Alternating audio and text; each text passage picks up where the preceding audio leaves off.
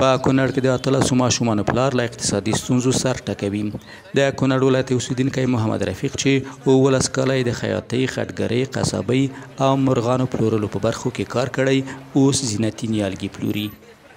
نوموړی وایي ډول ډول کارونه یې کړي او په دغو ټولو برخو کې ښه وړتیا لري، خو له ګڼو اقتصادي ستونزو سره مخ دی.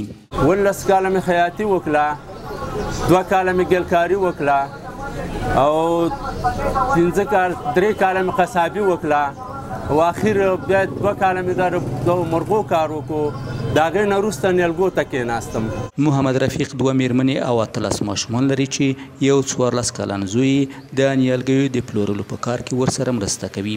نوموړی زیاتوي په کونړ کې د نیالګیو له فارمونو بازار ته د پلور لپاره نیالګي راوړي. دا د نرسریانو نه راوړم او بس دلته ورته ناست یم بوټو کې، یا کله 15 روپۍ او کله 10 روپۍ او چا کې 2 روپۍ او چا کې 3 روپۍ، خو خپل یو مشکل مې حل کړی دی، مخ په وړاندې وړم. هغه وایي پلار یې پخوا مړ شوی او له دې امله چې د کورنۍ سرپرستي ور په غاړه وه، له زده کړو بې برخې پاتې شوی دی. په دې سپینه ګیرم دا سبق وایم، کوشش کوم چې زه یو څه زده کړم. د محمد رفیق ملګری عبدالمالک د نوموړي د هڅو او زیار ستاینه کوي.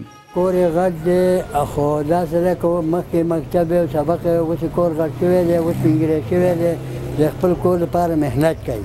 دا یوازې یوه بیلګه ده.